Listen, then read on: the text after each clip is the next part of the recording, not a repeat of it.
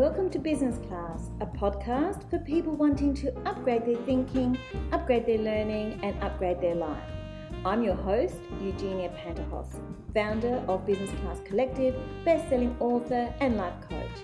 If you're an entrepreneur, a startup, or someone who dreams of reaching their full potential, then you're in the right place. You'll feel empowered and inspired to design the life you've always wanted. Let's do this. Hello and welcome back to the show. I hope you've had a wonderful week. I know I have. It's been a busy one, to say the least. I'm just about to release my latest diary, which is called Start Now, Make It Happen. It's with the printers as we speak. So look on my website and social media to find the links on how you can get this beautiful diary planner. Secondly, I invite you to subscribe to businessclass.com.au and become a member. It's free. And when you sign up, you get your own copy of Upgrade Your Life delivered straight to your inbox. So that's two little bits of information I wanted to share with you today. On the podcast this week, we have Emma Lovell, who is a personal branding specialist, and I'm thrilled to be bringing her and her story to you today. So let's get started. Emma, it's lovely to have you on the show. It's a pleasure to actually have you on the show after meeting you a couple of times now at these women's conferences. And you're a standout as someone who has a lot of energy and a lot of passion. So I thought it would be wonderful to have you on the show. Thank you so much. I loved connecting with you as well. And I'm always happy to chat. Emma, tell me a little bit about yourself. My name is Emma Lovell. I'm a personal branding coach and I help female leaders to show up and make an impact.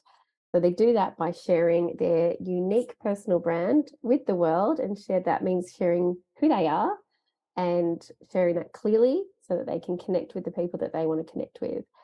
I am living on the Gold Coast in Queensland, Australia, with my gorgeous husband and my little son, who's almost 2, and our fur baby cat. But I'm originally from Sydney. But I've lived overseas. I've lived in a few cities around Australia. I love travel. Travel is my passion. I have a travel podcast as well as a business podcast.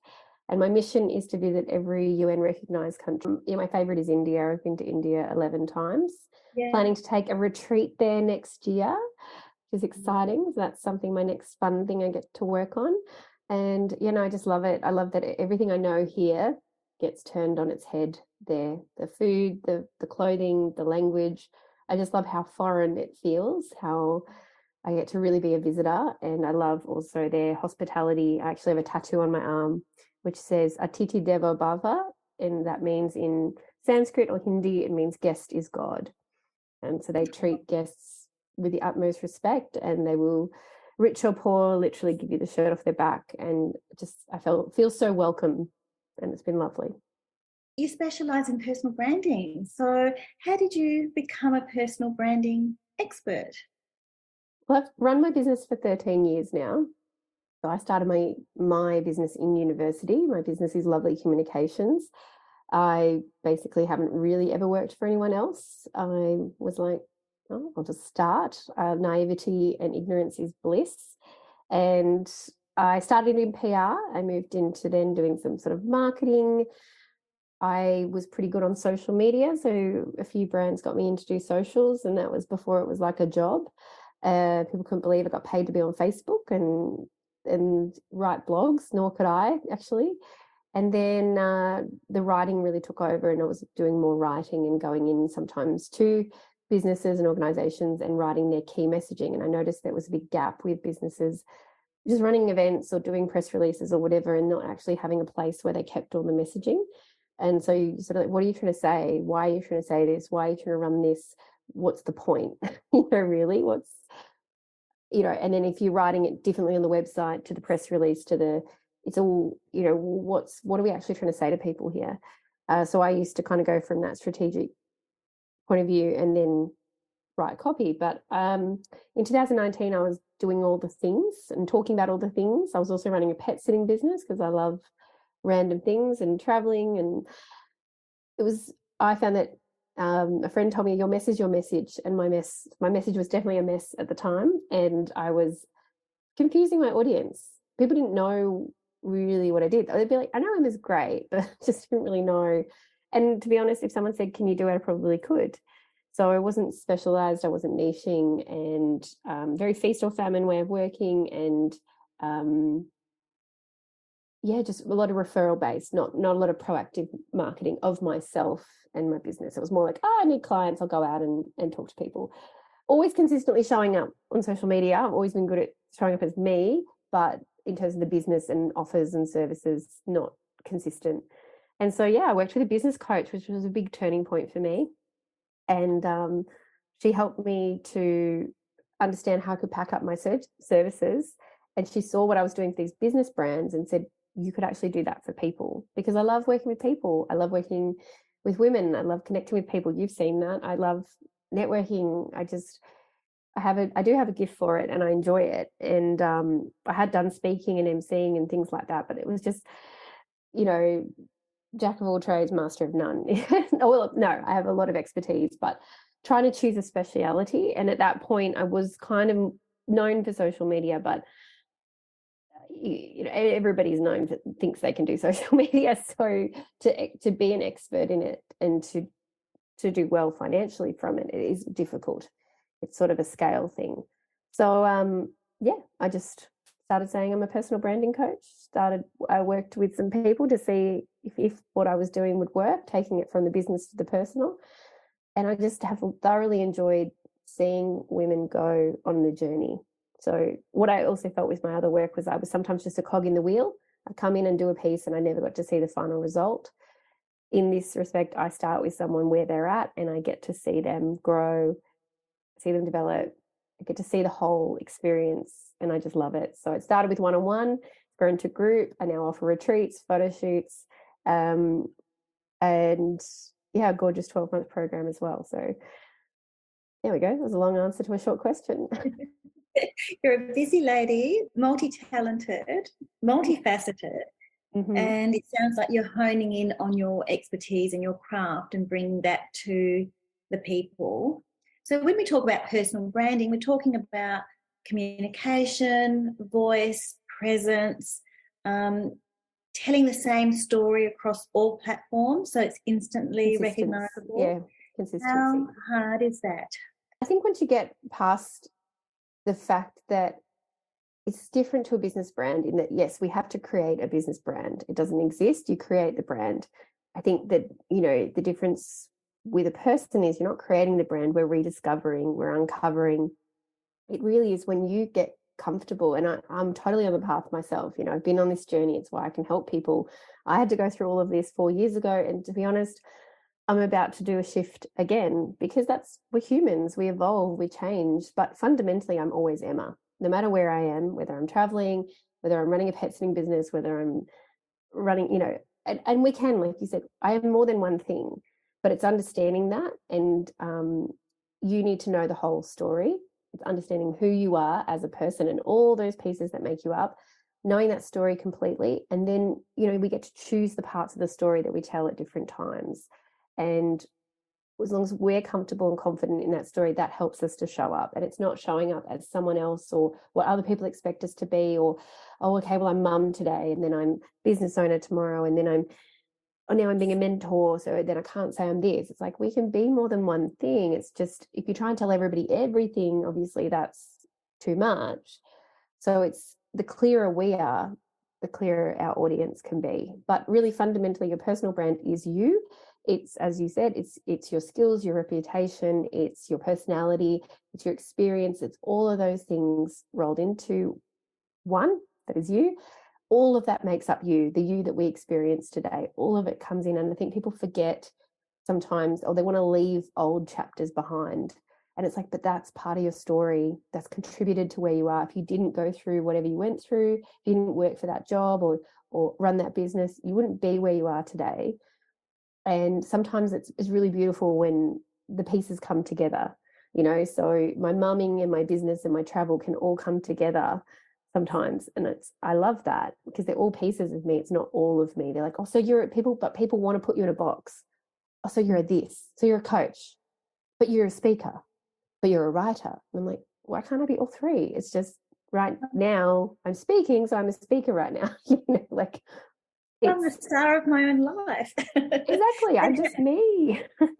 There's also like, the person that we are, and then there's how we're perceived. And that's another, I suppose, the flip side of the coin. We might think that we're one particular way and people may perceive us differently. And that's just the human condition. They'll see what they want to see. And I think it's up to, if I understand it correctly, just going by my own experience, you've got to be authentic across all the areas of your life to be that person. Yes. So you show up as that person. That's a good point. I just, the other way I described is with the Venn diagram. So you picture two circles together. One side is how you see yourself, and we need to be clear about how we see ourselves and have that confidence in how we're going to show up. If we don't believe the things we're saying, why would anyone else? And then the other side of it is how others are seeing us. And sometimes I feel like one is stronger than the other with my clients. One is, some of them, sometimes they're like, yeah, this is how I'm coming across. Like, why don't people see me this way? And it's like, but you're not really telling people that. You're not really showing that, or you actually don't really believe that. So why would people believe you're an expert if you're not even believing you're an expert? Or it's the flip side where they like have, they kind of go, oh, I don't even know what other people think, or they're all saying these things and da da da. When you actually ask those people, they're like, oh no, I see you as an expert. I see you as intelligent and beautiful and wonderful and amazing. We just don't ask that, or we're too scared to ask that. Also, we're putting casting all these aspersions on what people think. So it's like, it's the combination of the two. As you said, we can't control what others think, but we can control what we say and how we show up. Then it's up to them to decide. And, that's where the confidence piece comes in. And that's where, when you're clear and you own it, then you get to the point where you don't worry if someone's going to not like it. That's okay. But the people who do like it are going to keep coming to me, and they're the people that I want. Yeah. No, Emma, what inspired you to create your business? So you're in university studying your degree, and you're a young person. Were you exposed to someone who had a business? I mean, seriously, that's a big step. You haven't gone out into the world yet, and yet there you are, believing in yourself, thinking, I'm going to give it a go. That's remarkable. I think in some ways I used to do promotions work, and to do the promotions work, you had to have an ABN. And so basically you would work for an agency, and they would go, we've got this job, working at music festival. Do you want it? And you would have to apply, and you would get the job, and then you go and be a brand ambassador. So, my brand stuff started way back then, like representing brand, understanding the key messages, having to go out and having to communicate that. So in some ways I'd been managing my own calendar, managing my own work, sometimes working a day shift and a night shift, and working at 3 different places in one day, as well as other things. So, and then my first client was actually my dad was the CEO of an industry association, and I had started as an office junior, then started applying some of my marketing skills and PR skills, and became the PR and marketing part-time. I just turned around to them and said, I'm going to start a business. Can I turn you into my client? It's a pretty easy win. And I think I always give that advice if people are looking to start. You don't necessarily have to leave your job and quit and go out on your own. It's like you just could turn people you already know into clients. The reason I started, actually, and it's funny because we were talking about this at the conference we were at, and I need to write a blog post or do an episode on it myself. The reason I started my business, the actual reason it started at the time it did, was September 2009, was because I had broken my back snowboarding. And I broke it I think it was about the 2nd or 3rd of September during a university competition. I went off a jump, I hit the jump, it was bigger than I hadn't really trained, to be honest. Wasn't feeling great that day, hit it, got in the air, and then landed and broke 2 vertebrae. So, I'm grateful. It's funny reading this book, The Girl Who Fell from the Sky, that we saw the speaker, M. Carey, because I think it's weird for people to imagine that you don't wish it. I would never wish to break my back. I wouldn't wish to go through that. It was quite, and reading the book is bringing up some of that trauma, but it also gave me the chance to pause and to have time. And I had the desire, basically, I guess, from when I was doing a business degree. I thought one day I'll start a business, and to be honest, I'm a bit unrealistic and delusional at times, a bit of a high achiever. I thought once I started my business degree, I'd start my business in the first year of uni. I didn't know that that's not normal. I mean, Emma Isaac started her business when she was 19. So, obviously just an entrepreneur from a young age. But I wouldn't have had the time unless I broke my back. So all I did was register my ABN and just say I'm a business. And then, as I said, went to some people I was already working with and said, can I call you my client instead of my being an employee? And yeah, I just think ignorance is bliss. I just started, but having that time or having that life, yes, change. So I'm grateful that I broke my back because it started my business. Oh, wow. Bit of a punctuation mark in your life, and that would have been challenged. Oh my goodness. I can only imagine. That was a forced pause, and it was actually a really nice time in my life. Yeah. Wow. See, there's a silver lining somewhere. You stay motivated in. I think I'm a high achiever. I don't think it takes much. But honestly, keeps me motivated. And I'm looking at a photo, right? A beautiful friend, Dia Bartlett, has these postcards that she sends. And so I'll put up a photo. I put up a photo of Italy that I went to in August with my husband and my son for a wedding. And she printed it out. And so it's sitting on my wall right behind the computer. But we nearly didn't, I felt like we couldn't go on that trip because, I think like everyone, I think the first 6 months of this year of 2022 were hard. I was doing all the things, doing amazing things. Everything looked great, but financially, people were just not spending money. I mean, you can blame the economy, you can blame the election. I don't know. But I couldn't have been working more, but it wasn't translating into income. And I had a trip booked. I went overseas to see my relatives in May, which was amazing. And I desperately wanted to, the elderly relatives. But then I started to think, I don't know if I can do this trip. Like, it's quite an expensive trip to go overseas at the moment, and take 3 people overseas. And I just started to think we can't go. And I started to say that trip wouldn't happen, I lost all motivation. I was like, well, what's the point? Like, what's the point in working? I need big goals. And for me, travel is just, I'll do anything to make the travel happen. So, I'm not necessarily debt driven. Like, we have a mortgage, but that doesn't, I don't want to pay off my mortgage. Like, I'm not going to work harder just to pay off my mortgage. I will work harder or create new things so that I can live more of my life and see my friends and see new places and have new experiences. And I do not subscribe to the 4 weeks a year holiday. And I do not subscribe to, I will work, work, work, work. And then at 65, I'll enjoy my life. I'm enjoying my life now. The bigger the trip, the quicker I'll say yes. And the quicker I'll probably manifest it too. Travel just opens up so many different views, different experiences, the immersion, the aromas, the culture, the everything, and you become self-reliant. You find out something different about yourself when you travel. Yeah, I've got some wonderful memories of my travels, and I've got more planned, and it's restorative, and you come back a different person. You really do. Yes. How do you celebrate your wins? What do you do to celebrate when you've had that client come across or a goal achieved? I actually have a rewards list. I have a little list, which is lovely. Not that I deny myself things, and there are some things on the list that I've had to move forward, and I realized that it was so I had a personal stylist on the list, and in my mind it was going to cost a couple of grand, because it was like, not only do I have to hire the personal stylist, but I have to get a new wardrobe. So I was like, okay, well, the next time I get a big win or the next time I do a launch, I can go and do that personal styling session. But what I realized is actually I needed to do the personal styling session in order to level up myself and to attract new people and to show that I'm investing in myself. And it turns out it cost about $350, not, to do the session. I just did a Zoom session, yes, if I probably did the full shebang shopping session, it might have been more, but I also didn't need to go and buy a whole wardrobe. Like, I created these barriers that I didn't need. So, but on my rewards list, there's this cork leather bag from France or Paris that I would like to get. I just think it's like a really cool laptop / handbag. Steve Madden shoes. I want to get the full Diamante bling bling Lady Gaga style shoes. And it's like, look, I can walk into a shop and just go, I earn money, I can spend money on myself. But I think there's something nice about looking forward to it. And then really, I had a really great photo shoot recently. We had a bunch of people come, and I thought, I'm going to go buy myself a perfume that I've been wanting. And I keep, every time I go to the airport, I look at it and I want it. It's called Perfect by Marc Jacobs. I think it's lovely.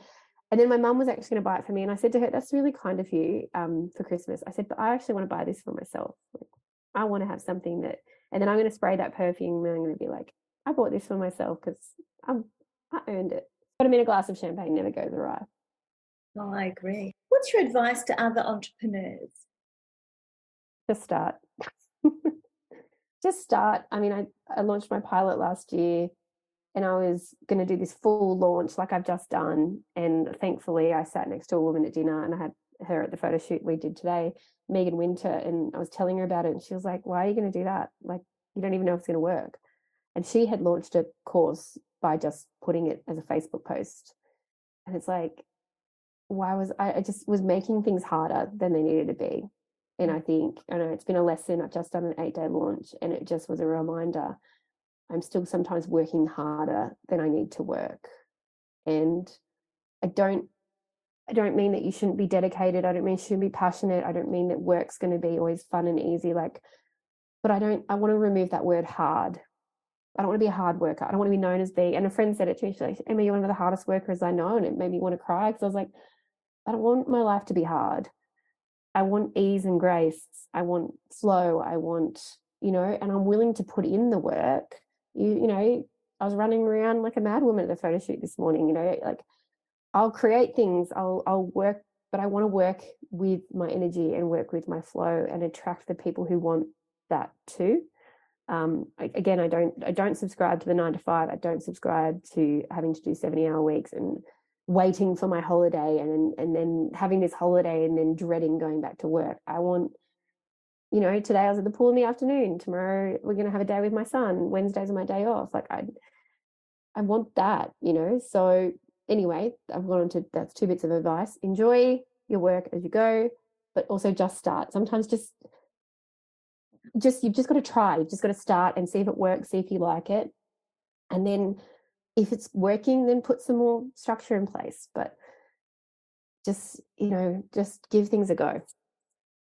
Yeah, I agree. And sometimes the projects that we work on, we might start them, put them on hold, and it seems like climbing a mountain to go back to it. But there's a reason you want to do that. And it's worth putting the effort into. But I think, starting and then having momentum. And done is better than perfect. Yeah, exactly. Like I had a speaker page for 2 years that I put off. It took me, when I got down to it, like an hour. Like it was like, who like, I'm going to put it up. Nobody's probably going to even look at it if I don't send it to them. Who's the invisible audience that I'm so worried about? Like, but right now I'm cutting off. I cut myself off for 2 years. I also, another time, I got a template created. I paid to get a template created for my newsletter. I didn't send it for 8 months. I sent it finally, like 3 months before I was going to have my baby. My first newsletter that was going to be my consistent newsletters. And then a woman literally wrote back straight away that afternoon. We booked a call the next morning and she signed up to my program that afternoon. It was a $3,000 email that I sat on for 8 months.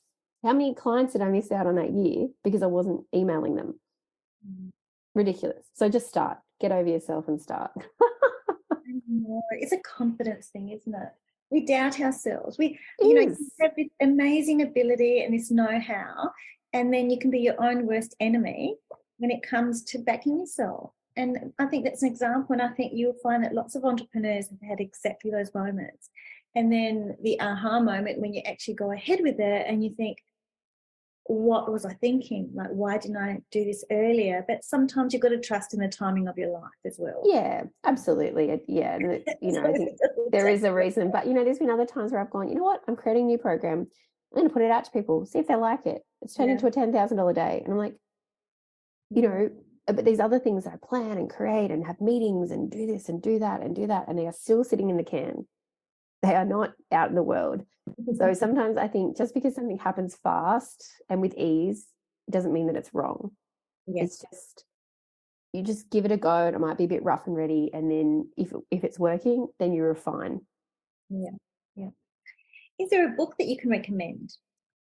Oh, I think my first one, and I'll do 2.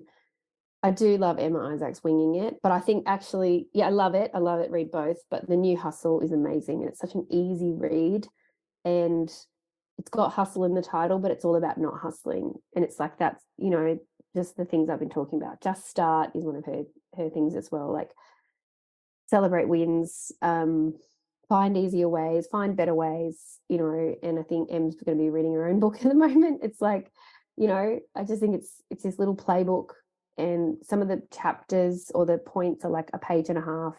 And so it was just such an easy read, and you could just flick it open, read a page or two, get some wisdom and walk away. And Em's an entrepreneur after my own heart and has created incredible things. And yeah, I just found it really practical, inspiring, helpful. Oh, very good. So run us through a typical day. Is there a typical day? No, there is not a typical. that question is no. I mean, I think I've had to get a little bit more structure with my son, and there are nice days. Like a nice day is that my husband leaves quite early for work, but then I get up, I take my son to kindy and I walk him there, or we go for a walk and then I drive him to kindy. And it's beautiful up here on the Gold Coast at the moment. In the mornings, it's getting hot, so it's nice to be out in the morning because you might not get out in the day.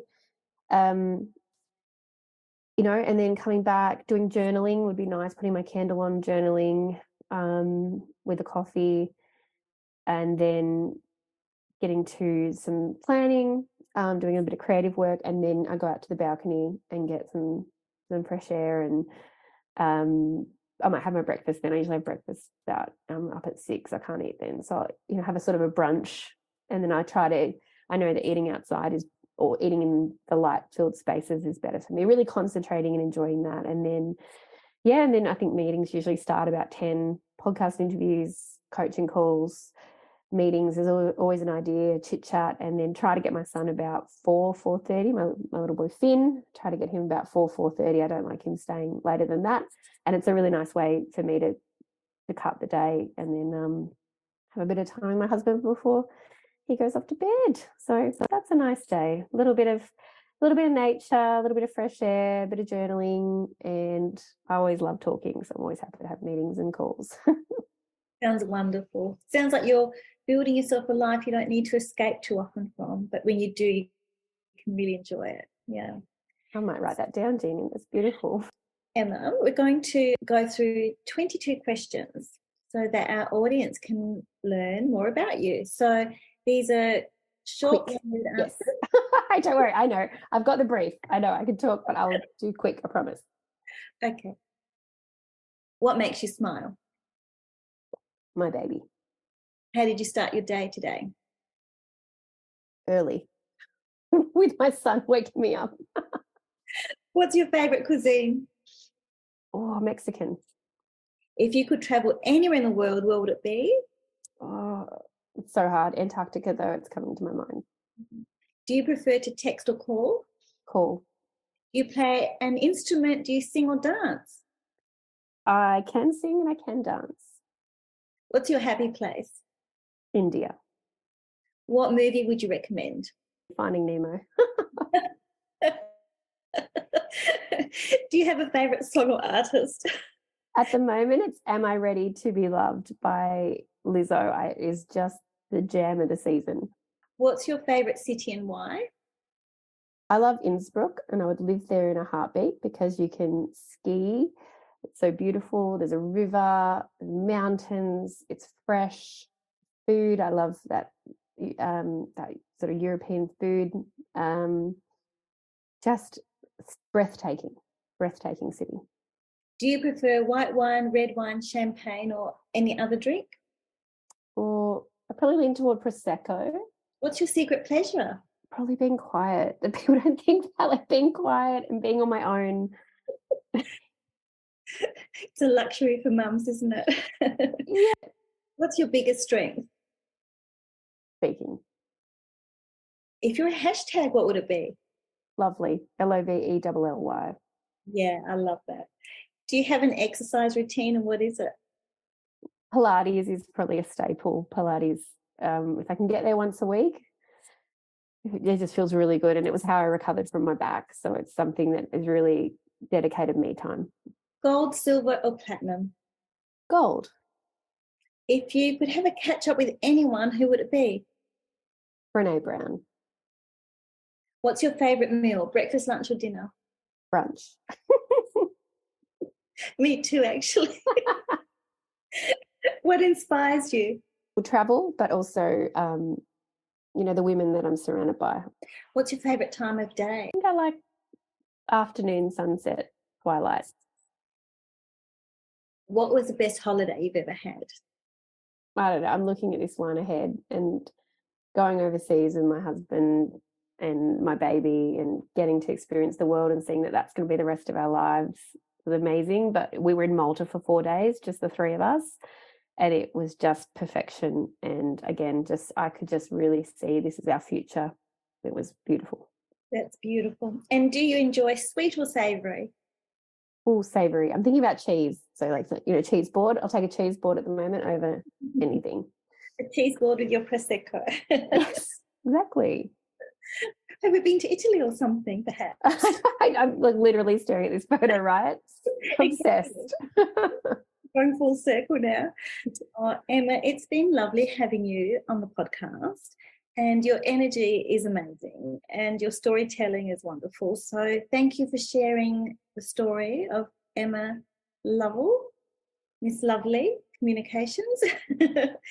We'll catch up again soon, I hope. We will. Which will be lovely. Yeah. Thank you so much for having me. And I had the pleasure of having such a thorough conversation with you in a beautiful place. So it was perfect. It's wonderful, wasn't it? Until next time. Thank you.